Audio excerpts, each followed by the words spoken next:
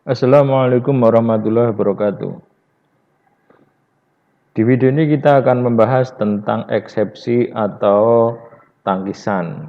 Ya, jawaban yang di luar pokok perkara atau eksepsi.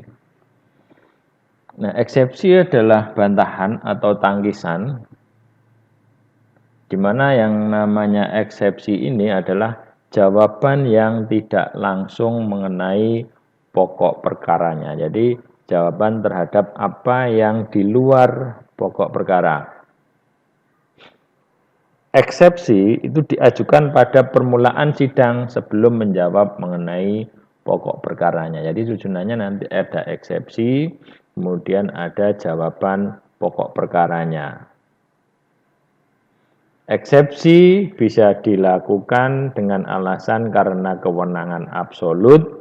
Nah, untuk kewenangan absolut diajukan kapan saja, sewaktu-waktu, jadi tidak ada batasnya.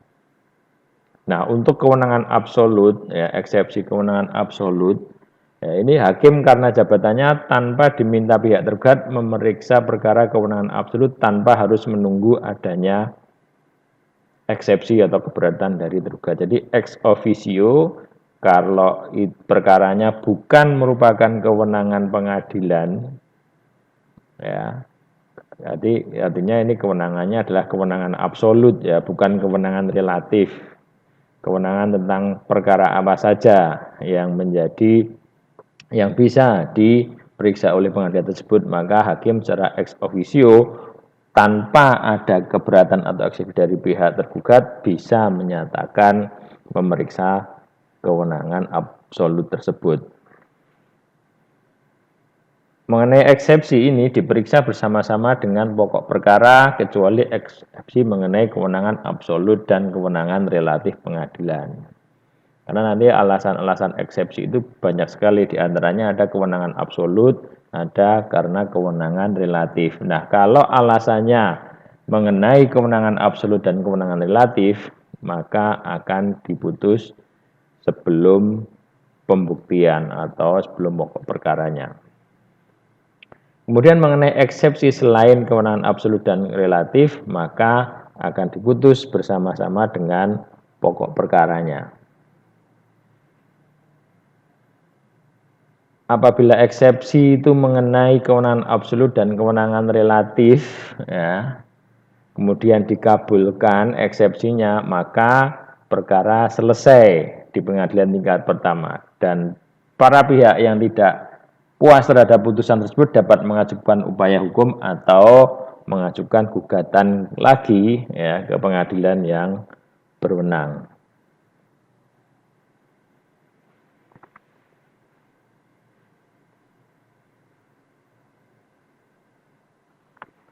Sementara kalau eksepsinya ditolak karena tidak ada cukup alasan atau tidak berdasar hukum, maka dijatuhkan putusan sela yang berisi eksepsinya adalah ditolak dan diperintahkan perkaranya dilanjutkan sampai dengan ada putusan akhir. Nah, ini ada dua macam eksepsi.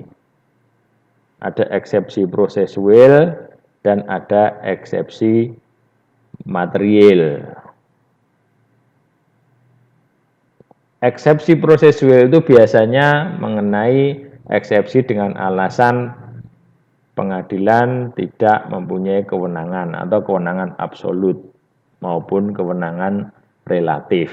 Ya, misalkan harusnya itu menjadi kewenangan pengadilan negeri tetapi diajukan ke pengadilan agama. Nah, itu bisa dilakukan eksepsi karena dengan alasan pengadilan negeri tidak berwenang, untuk memeriksa yang berwenang adalah pengadilan agama. Kemudian mengenai eksepsi kewenangan relatif, yang menjadi kewenangan untuk memeriksa seharusnya pengadilan agama Boyolali tetapi diperiksa di pengadilan agama Surakarta, maka bisa mengajukan eksepsi. Nah, eksepsi yang demikian disebut dengan eksepsi kewenangan relatif.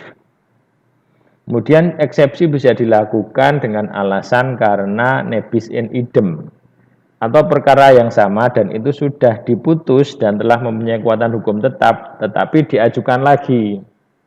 Ya, misalkan perkara antara pihak A, B, dan C sudah diputus ya bahwa gugatannya itu dikabulkan. Nah, itu diajukan gugatan lagi, maka namanya nanti akan nebis in idem.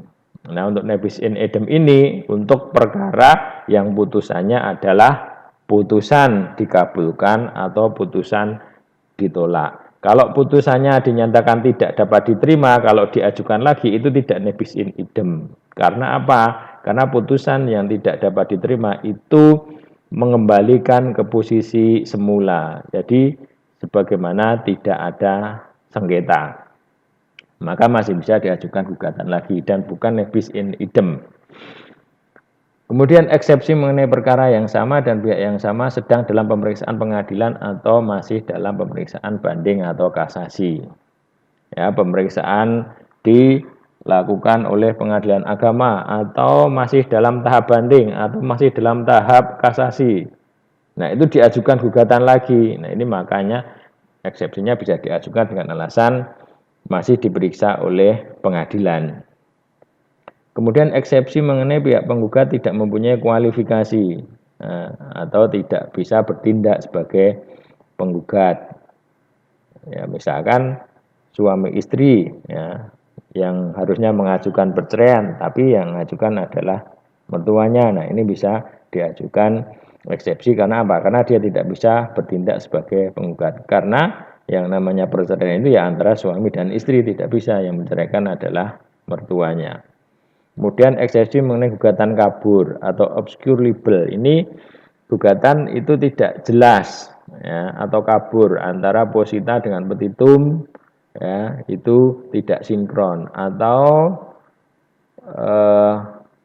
objek gugatannya misalkan itu tentang tanah ternyata tidak disebutkan dengan jelas batas-batasnya. Kemudian eksepsi karena error in persona atau salah orangnya, salah yang digugat. Kemudian mengenai eksepsi material itu ada dua, yaitu eksepsi dilatur dan eksepsi peremptor. Nah, untuk eksepsi dilatur ini, eksepsi yang menyatakan bahwa gugatan itu belum dapat dikabulkan karena ada yang sifat menunda pemeriksaan. Contohnya apa? Ada hutang piutang, ya sudah jatuh tempo ternyata ada penundaan pembayaran, ya, diberikan keringanan untuk membayar dalam jangka waktu setahun lagi. Nah, diajukan gugatan. Nah, itu namanya eksepsi dilatur. Kemudian untuk eksepsi prematur itu eksepsi yang menghalangi gugatan karena sudah kadaluarsa. Misalnya hutang piutangnya sudah kadaluarsa, sudah 30 tahun ya, baru diajukan, maka itu namanya gugatannya adalah kadaluarsa. Demikian tentang eksepsi. Terima kasih. Wassalamualaikum warahmatullahi wabarakatuh.